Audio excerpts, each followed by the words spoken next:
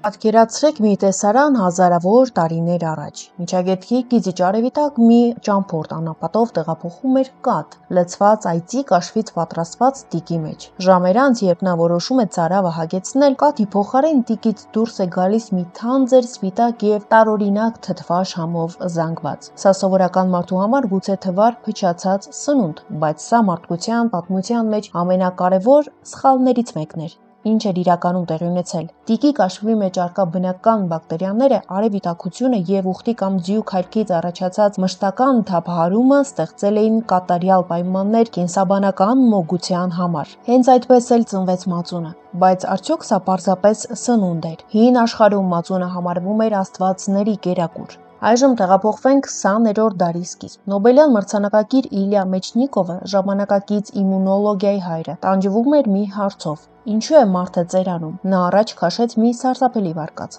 մենք մեռնում ենք, որովհետև մեր սեփական աղիները մեզ թունավորում են։ Նա դա անվանեց ինքնաթունավորում։ Մեչնիկովը նկատեց մի ֆենոմենալ փաստ։ Ուշադիր լսեք սա։ Բուլղարիայի եւ Կովկասի լեռնային գյուղերում մարդիկ ապրում էին 100 տարիից ավելի, իսկ Փարիզում մարդիկ նույն ժամանակ մահանում էին 50 տարեկանում։ Որն էր գաղտնիքը։ Նա սկսեց ուսումնասիրել Բուլղարիայի եւ Կովկասի երկրների ժողովուրդների սննդակարգը եւ հայտնաբերեց, որ այս մարդիկ օրական օգտագործում էին հսկայական քանակությամբ մածուն։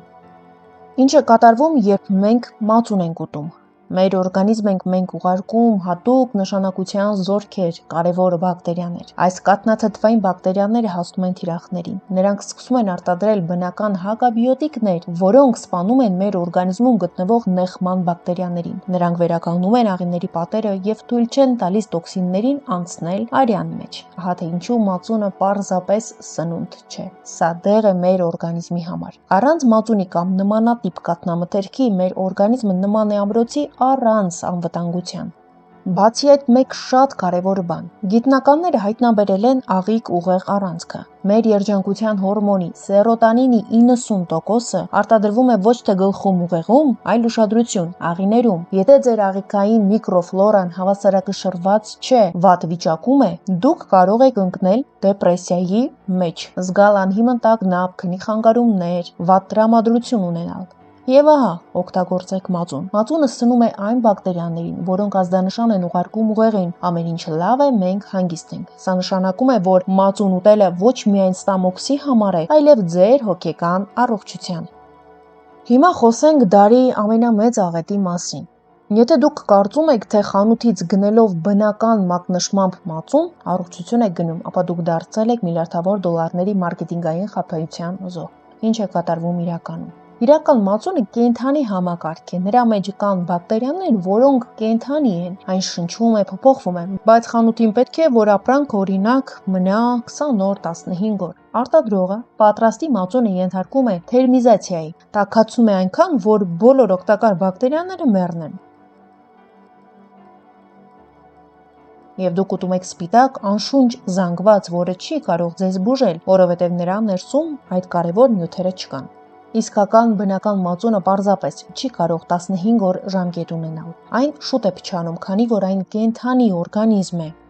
Հաջորդը, որպեսզի ջրիկ կաթը դառնա թանձր եւ գեղեցիկ, արտադրողները կաթի մեջ ավելացնում են մոդիֆիկացված օսլա կամ դիետիկ մանրաթելեր, որոնք սննդային արժեք չունեն, իսկ սա ուղղակի խաբեություն է ձեր աչքի եւ ստամոքսի համար։ Մածունը կարող է լինել շատ ավելի հզոր, քան դեղատնային շատ հաբեր, եթե գիտեք ինչպես եւ ինչի հետ այն ուտել։ Հակաբիոտիկները ատոմային ռումբ են ձեր ներքին աշխարհի համար։ Հակաբիոտիկ դեղերը սպանում են գրեթե ամեն ինչ։ Մածունը միակ միջոցն է, որը կարող է վերակենդանացնել ձեր աղիները, բայց գաղտնիքը սա է։ Մածունը պետք է ուտել դեղ ընդունելուց 3 ժամ անց, այլ ոչ թե հետը, որպեսզի դեղը չհասցնի սպանել նաև մածունի բակտերիաներին։ Բոլորս էլ տարբեր խնդիրների դեպքում բուժվելիս, երբ ընդունել ենք հակաբիոտիկներ, բժիշկը այս դեղերի հետ նշանակել է օրգանիզմի միկրոֆլորան լավացնող, կայունացնող դեղեր՝ լակտոջի, լակտոֆլոր, սմեկտա եւ այլն։ Պարզապես այս դեղերի փոխարեն կարող եք շատ օգտագործել մածուն, որպեսզի հակաբիոտիկ դեղերը չքայքայեն ձեր աղիները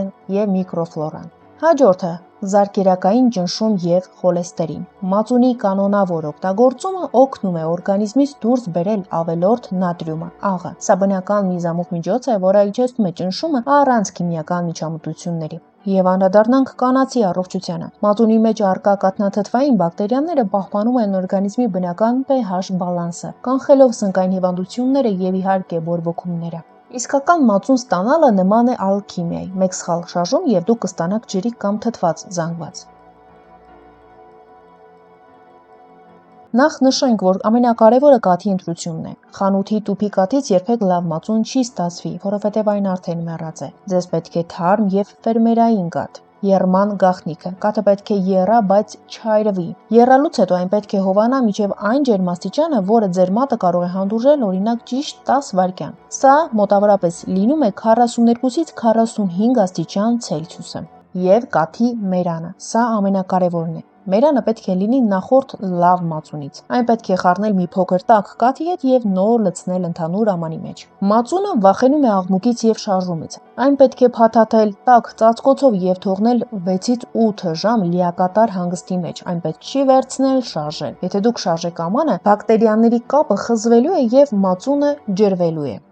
Իսկ գիտեիք, որ մածունը կարող եք օգտագործել նաեւ կոսմետոլոգիայում։ Մածունի մեջ առկա լակտոթթուն ամենաթանկարժեք փիլինգների հիմքն է։ Արևային այրվածք։ Սա բոլորը գիտեն, բայց գիտեք ինչու է մածուն օգնում այրվածքի դեպքում։ Մածունը ակնթարթորեն վերականգնում է մաշկի թթվային պաշտպանիչ շերտը, որը արևը քայքայել էր։ Պիգմենտային բծեր։ Մածունի մեջ մի քանի կաթիլ կիտրոնի հյութ ավելացրեք եւ դեմքին քսեք։ Դուք կստանաք աշխարհի ամենաանվտանգ եւ օգտակար զվիդակեցնող միջոցը։ Մազերի դիմակ։ Մածունը սնում է մազերի արմատները, վերացնում թեփը, քանի որ թեփը հաճախ սնկային ծագում ունի, իսկ մածունի բակտերիաները սնկերի բնական թշնամին են։ Մածունի հիմնական օգտակար հատկությունները։ Մարսողության բարելավում։ Պարունակում է պրոբիոտիկներ, կենդանի բակտերիաներ, որոնք կարգավորում են աղիների աշխատանքը, կանխում փորկապությունը։ Հաջորդը՝ իմունիտետի հզորացում։ Աղիների առողջ միկրոֆլորան ուղղակիորեն պատասխանատու է օրգանիզմի պաշտպանական համակարգի համար։ Երրորդ՝ ոսկորների ամրություն։ Կալցիումի եւ ֆոսֆորի հարուստ աղբյուր է, որոնք կանխում են օստեոպորոզը եւ ամրացնում ոսկորներն ու ատամները։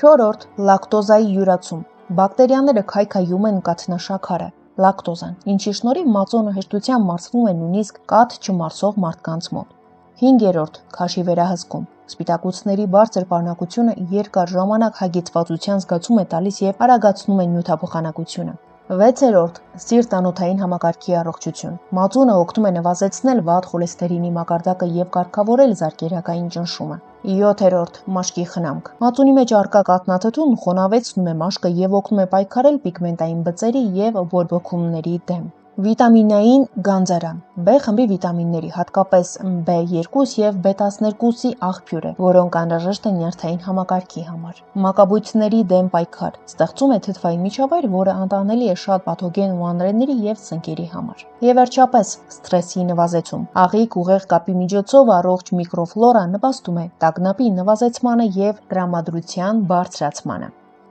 Մի փոքր էլ խոսենք մածունի հակացությունների մասին եւ ավարտենք հաղորդումը։ Մենք արդեն հասկացանք, որ մածունը միայն կերակուր չէ, սնունդ չէ, այն դեղ է, իսկ ցանկացած դեղ ունի չափաբաժին եւ հակացություն։ Եվ այսպես, սուր գաստրիտ եւ խոց։ Մենք նշեցինք, որ այո, մածունը շատ օգտակար է աղեստամոքսային համակարգի համար, բայց ուշադիր եղեք։ Եթե ձեր ստամոքսի թթվայնությունը բարձր է, թթու մածունը կարող է ցավը սրել։ Այս դեպքում կարելի է ուտել միայն շատ թարմ դեռ ոչ մի կերպ չթթված մածուն։ Հաջորդը երիկամային քարերն են, քանի որ մածունը հարուստ է կալցիումով։ Երիկամային որոշ հիվանդությունների դեպքում այն կարող է նպաստել քարերի մեծացմանը։ Եվ լորձի կուտակում։ Ըստ որոշ հետազոտությունների կաթնամթերքի չարաշահումը կարող է ավելացնել լորձի արտադրությունը շնչառական ուղիներում։ Եթե ունեք քրոնիկ հարբուխ, փորձեք մի քանի օր հրաժարվել մածունից եւ կտեսնեք տարբերությունը։ Տեսանյութը օգտակար էր, ուրեմն հավանեք այն դնելով լայք, նաև գրեք մեկնաբանություն, արդյոք սիրում եւ ձեր սննդակարգում որքան եք ներառում մածուն։ Այս թողարկման համար այսքանը։ Մինչ նոր հանդիպում։